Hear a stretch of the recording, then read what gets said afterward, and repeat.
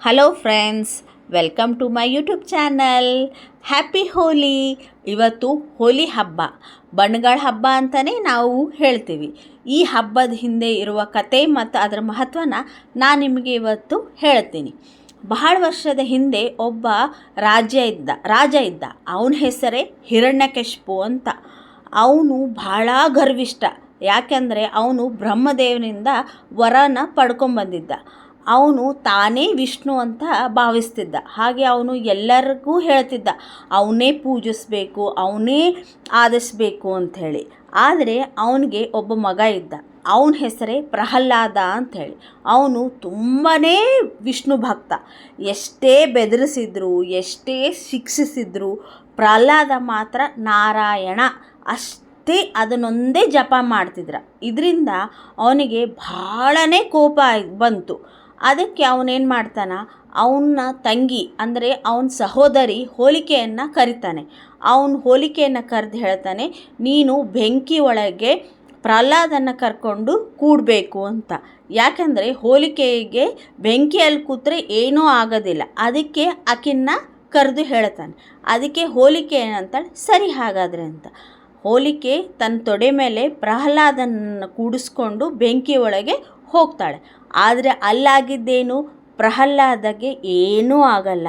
ಯಾಕಾದರೆ ಅವನು ಕೂಡಬೇಕಾದ್ರೆ ವಿಷ್ಣು ನಾಮ ಮಾಡ್ತಾನೇ ಇದ್ದ.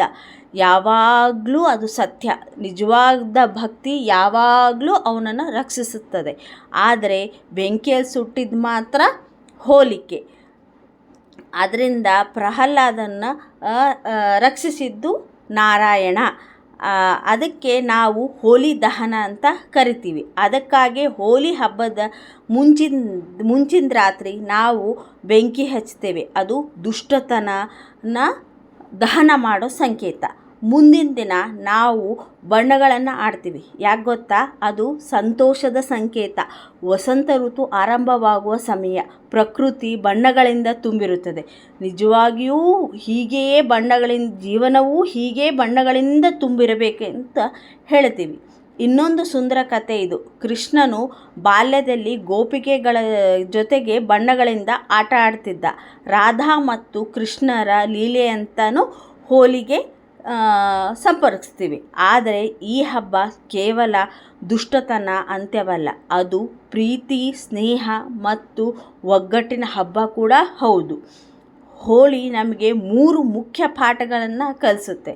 1, ಭಕ್ತಿ ಮತ್ತು ಸತ್ಯ ಯಾವಾಗಲೂ ಗೆಲ್ಲುತ್ತದೆ. 2ನೇದು, ಅಹಂಕಾರ ಮತ್ತು ದುಷ್ಟತನ ಎಷ್ಟೇ ಬಲವಾಗಿದ್ದರೂ ಕೊನೆಗೆ ನಾಶ ಆಗೇ ಆಗುತ್ತದೆ. 3ನೇದು, ಜೀವನಗಳಲ್ಲಿ ಬಣ್ಣಗಳಂತೆ ಸಂತೋಷ, ಪ್ರೀತಿ ಮತ್ತು ಒಗ್ಗಟ್ಟು ಇರಬೇಕು. ನಾವು ಬಣ್ಣ ಹಚ್ಚಬೇಕಾದ್ರೆ ಒಂದೇ ವಿಚಾರ ನೆನೆಸ್ಕೋಬೇಕು.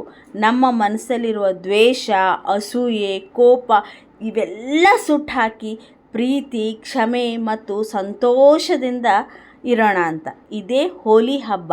ಇದೇ ನಿಜವಾದ ಹೋಲಿ ಹಬ್ಬ. ಎಲ್ಲರಿಗೂ ಮತ್ತೊಮ್ಮೆ ಹೋಲಿ ಹಬ್ಬದ ಶುಭಾಶಯಗಳು. ಧನ್ಯವಾದಗಳು.